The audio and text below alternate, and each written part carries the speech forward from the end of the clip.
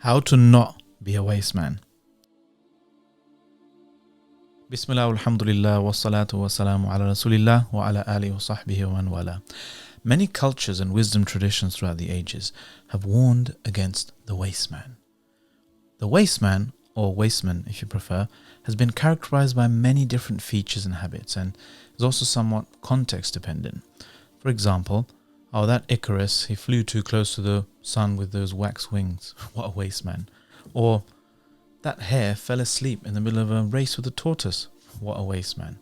Or, hey Salman, I told you to get your video to me before the first 10 days of Dhul Hijjah, and now we're already halfway through. You waste man. Anyway, you get the point. There are many ways to be a waste man, and therefore many ways not to be a waste man.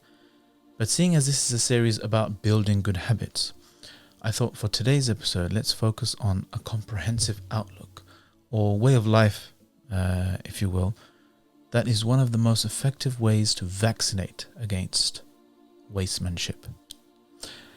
Let me ask you this one question. Where do good ideas come from? Where do ideas come from? If you reflect over human nature, you'll find that there are ways in which the broader determinism of the universe, of the observable physical universe, impacts or influences our behavior and choices. Put it simply, if you lower the temperature in this room, for example, you can increase the chances of somebody reaching for a jacket. And if you have knowledge of enough of the variables in that situation, you can make more and more accurate predictions until you reach 100%, right? Wrong. There is something about the human being's choices and inner intentions that appears to be independent of the physical, material world around us.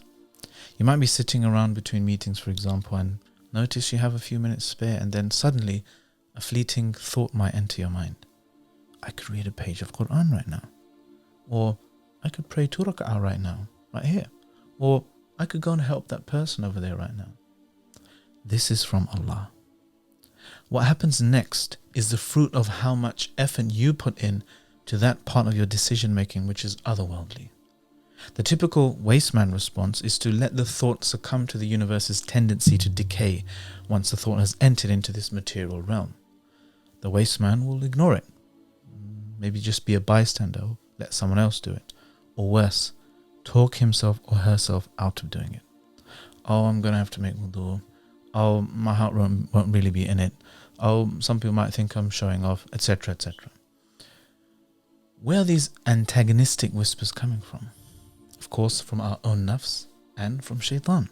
If we don't show thanks for these moments of inspiration, these opportunities for proactive good deeds, the next time that inspiration might be quieter and quieter and quieter, until Allah will say to those angels that He tasked with giving us those positive whispers, leave him, leave her.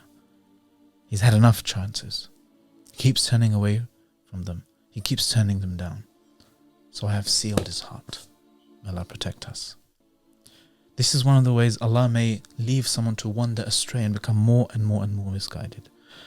سَنَسْتَدْرِجُهُمْ مِنْ حَيْثُ لَا يَعْلَمُونَ. How do you avoid such a fate? One way is by showing gratitude for these opportunities, these moments of realization, these inspirations. And how do you do that? By nurturing those thoughts and acting upon them. Then you can be a bit like Umar ibn al-Khattab radiyallahu anhu. Now there's a bunch of ahadith, interesting ahadith about one thing in particular about him, that the shayateen, they flee from him. They're scared of him. O son of al-Khattab, when you go one way, the shaitan flees and takes another route, for example. Many ahadith like this. And one of the explanations is that Umar radiyallahu anhu would actually do the opposite of what the shayateen would whisper to him.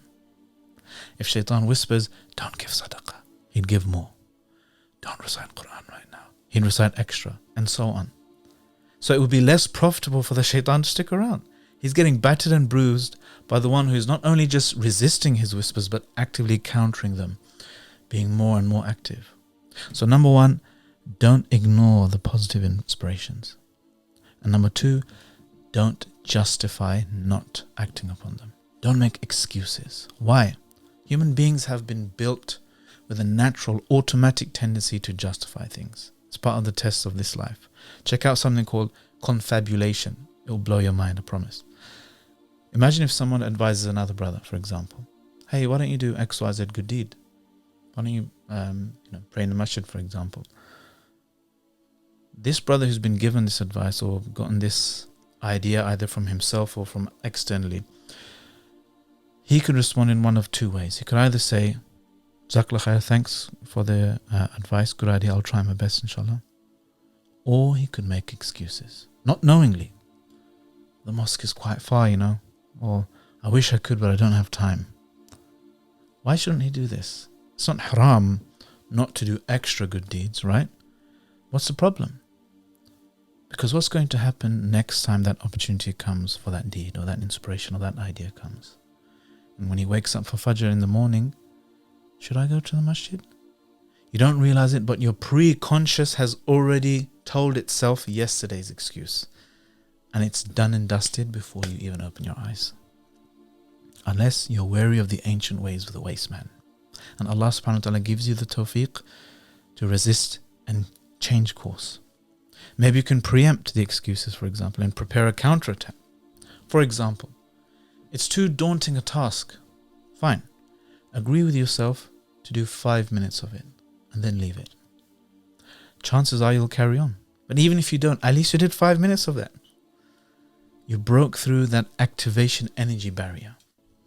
And speaking of barriers, I'll leave you with one thing that always reverberates in my head.